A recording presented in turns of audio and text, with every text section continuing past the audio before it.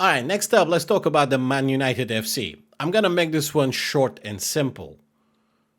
Anchorman, defensive fullback, box to box. I have to say, about him, it's very difficult to make him super defensive or super offensive. But I did use him in about 5 games. When you think Eriksen is good at age 30, well, this is eFootball. But, as always, pack value. Is it worth it? If you don't have a permanent B, solid defensive fullback, Basaka, it is the meta. And for me, when I review players, it's not always meta and trash. There is in between. You know what I mean? There's always an in between. For example, do I need one Basaka? Not necessarily. Because I have Araujo and Bergomi. But there are certain phases where I can use my favorite defenders like Nesta or Cannavaro, destroyers, aggressive players. Last phase, I was using neutral defenders. Like I was using Araujo and other center backs who doesn't have playing style as a center back. So when at weeks like that come, yeah, it could be useful for me. Regarding Casemiro, I'm pretty sure there are many cards can be similar to him. Some of the old cards, if you still have it, from eFootball 22 or 23. I've trained him. You'll see how I trained him in a way. So overall pack value, think about what kind of players are coming. Think about who you really need. And if you think some of the free cards of Casemiro or the player of the week ones, or some of the old ones that you have, it's worth the upgrade, by all means go for it. Even if you compare this Wan-Bissaka with the other Wan-Bissakas, it really depends how you train him. This one can go very fast, 90 speed, 90 acceleration, while having all defensive abilities 90. So in a way, this one has actually less defensive abilities than some of the other cards. But is he effective in the game? Yes. Casemiro and Anchorman, they change how DMF moves. Even your Anchorman now goes sideways. They used to stay more central. So I don't like that. You change the movement of DMF and AMF. Let me show you how I've trained those two quickly. I've Casemiro kind of trained like this. So this is what you get. And for me, as I said, it's not always meta. I like to give my DMFs dribbling and passing.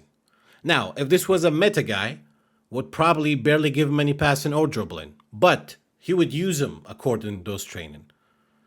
His DMF, it's like, the definition of defensive midfielder was actually created in football. It was named after Makelele.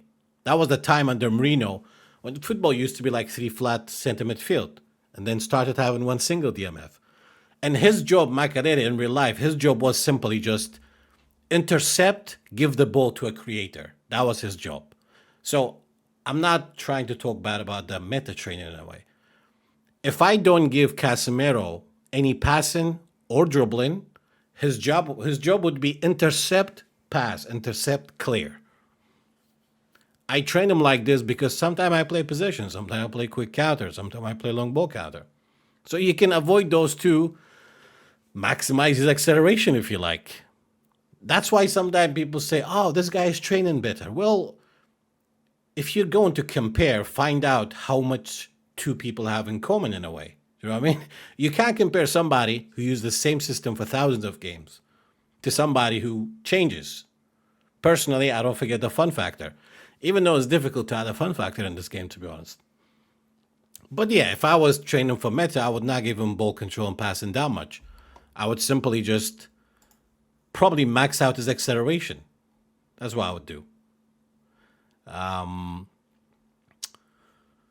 Try and look for a track.